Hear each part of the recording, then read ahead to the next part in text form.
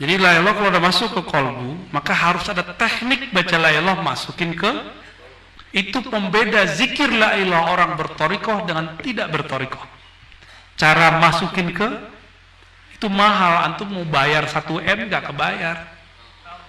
1 M itu belum sepenuh langit bumi kan? Ini kalimah ini kalau udah masuk kolbu, ditimbang kolbunya. Kolbunya diambil, ditimbang dengan langit dan bumi. Begini nih, miring langit bumi. Yang berat mana? Mau kata-katanya berat di sisi Allah. Mau kalamnya berpengaruh kepada murid, kepada anak, kepada kawan, kepada diri sendiri. Bacalah la ilaha illallah. Kenapa memejamkan mata? Memejamkan mata itu adalah ijazah khusus Sayyidina Nabi SAW kepada Sayyidina Ali karramallahu wajhah. Apa kata Nabi? Jadi ternyata Sayyidina Ali ini mengulang kalamnya Nabi Musa. Apa kata Sayyidina Ali? Ya Rasulullah, mumpung kan mertua, ya kan, saudara sepupu, ya kan? Kan enak tuh. Ada nggak menantu yang berani begitu? Gimana itu? Wahai Rasulullah, ajarkan aku zikir yang ini mintanya spesial, yang paling cepat, paling dekat, paling ringan. Itu 3. Kalamnya persis. Malam 4, arfa darajatan, lebih tinggi di sisi Allah. Benar-benar thariqat rukhsah. Maka salah satu sunnah di akhir zaman yang harus dihidupkan adalah thariqat rukhsah. Gimana ajengan? Itu kesukaan beliau tuh, suka rukhsah. Orang puasa dia makan. Orang kolwat apa? Jalwat, lawannya jalwat. Kolwat sama jalwat tuh mirip. Orang kolwat tapi pikirannya rame. Ada orang jalwat, jalwat itu tempat yang rame, pikirannya ke Allah. Tinggian mana? Jalwat. Kayaknya pengen yang jalwat ya. Jerawatan ntar. Sayyidina Ali kemudian kata, ya Rasulullah, kasih aku jalan pintas menuju Allah. Nah, jadi kalau ada orang ngomong, mohon maaf, tidak ada thariqat pintas kepada Allah, dia tidak mengenal sunnahnya Sayyidina Ali, sunnah mencari rukhsah. Nah ini Sayyidina Ali yang ngomong nih, hadis ini sahih. Lalu Nabi mengatakan, alaika bimudawati, mudawamah atau mudawamah, mendawamkan zikrillah. Kata Sayyidina Ali, ya Rasulullah, ini udah biasa, saya udah tiap hari zikir. Sholat aja itu kalau ketusuk nggak kerasa sama beliau. Jadi Sayyidina Ali itu kalau sholat ditusuk orang nggak kerasa, bangun tidur pendarahan baru pingsan. Waktu beliau ditusuk sama Khawarij kan begitu. Waktu perang sama, udah ketusuk 19 panah di belakang, dipegangin sama orang nunggu ruku, mau ruku aja lama. Pas ruku ketarik semua nggak? Gini nih, nah, gitu doang cara ininya. Cara nyembuhin Sayyidina Ali. Sakti nggak? Sakti mandraguna. Tapi belum minta sakti nggak? Sayyidina Ali nggak pernah minta sakti. Dia minta dekat dengan yang maha sakti. Akhirnya Nabi mengatakan, yang paling bagus itu wahai Ali, la ilaha, jalan paling pendek. Gimana nggak pendek? La ilaha, nggak ada lagi semuanya kecuali tuh, dekat nggak tuh? Dekat sekali. Hilangkan semuanya kecuali Allah. Itu paling dekat. Apa lagi? Sayyidina Ali nanya lagi, ini juga gue udah tahu Rasulullah tekniknya.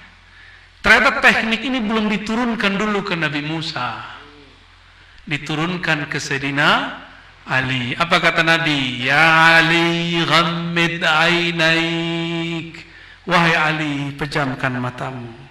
Maka sunnah, bukan sunnah yang dikerjakan berpahala ditinggalkan dosa, bukan.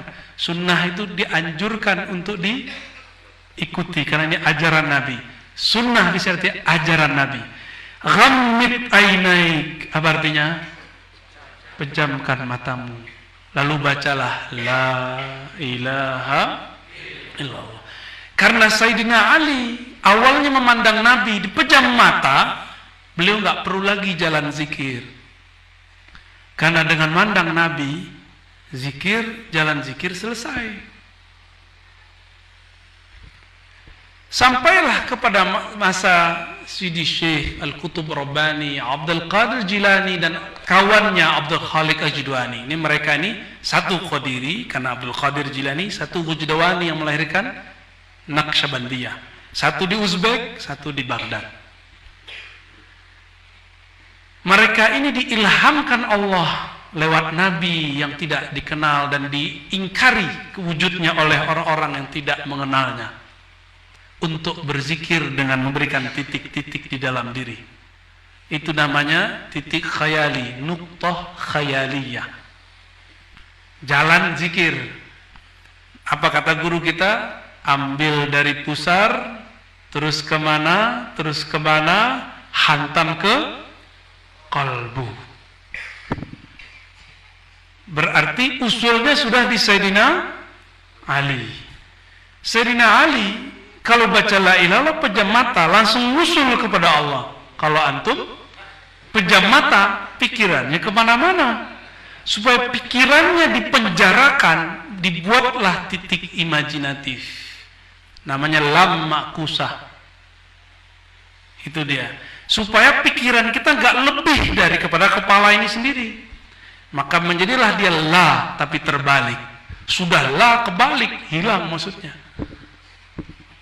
Itulah rahasia kenapa harus ada titik-titik zikir, supaya nggak mikirin yang di samping, yang di belakang hijab, yang di belakang, itu dia. Itulah nikmatnya jadi orang thariqat. Kalau zikir itu ada jalan. Dan itulah yang membuat seorang anak kecil asik dengan mainannya, dia lupa dengan makan minum dan temannya. Kalau seorang salik murid punya jalan zikir, dia kayak lagi main nonton YouTube di dalam. Cepat sekali. Namun sayangnya tidak semua murid sekarang dibagi jalan yang lain. Ada jalan lainnya. Nggak cuma dibagi ya. Ada jalannya, titik latifah ini ke latifah ini. Ya mungkin karena ilmu ini sudah banyak yang diangkat ya. Innallaha la yaqbidul ilma intiza'an. Allah enggak cabut ilmu dengan mendadak, dicabut dengan dibawanya orang yang pegang ilmu dikubur ke dalam kuburan. Terbawalah zikir dan kaifiat zikirnya ke dalam kubur. Tapi tenang. Kalau masih ada bumi, berarti masih ada hadis yang pertama saya baca, masih ingat? Tidak berdiri kiamat sampai tidak ada yang baca la atau Allah. Baik, sahabat-sahabat, ikhwan, akhwat fillah. Udah mau jam 1. Ternyata saya udah ngomong lebih dari 1 jam. Enak ya didogengin ya. Itu namanya sejarah alam. Sejarah alam. Itu baru sedikit yang kita ceritakan. Asik nggak diceritain? Di situ kita tahu ternyata ahli ma'rifat lebih tinggi daripada ahli. Ternyata zikir kenapa dipejam mata, kenapa ada titik, ada rahasianya semua.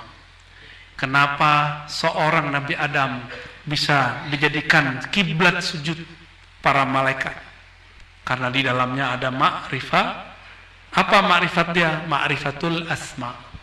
Maka saran saya ke depan, mari hidupkan lagi kitab Sirrul Asrar, karena itu adalah ilmu para aulia. Demikian dari kami, semoga bermanfaat.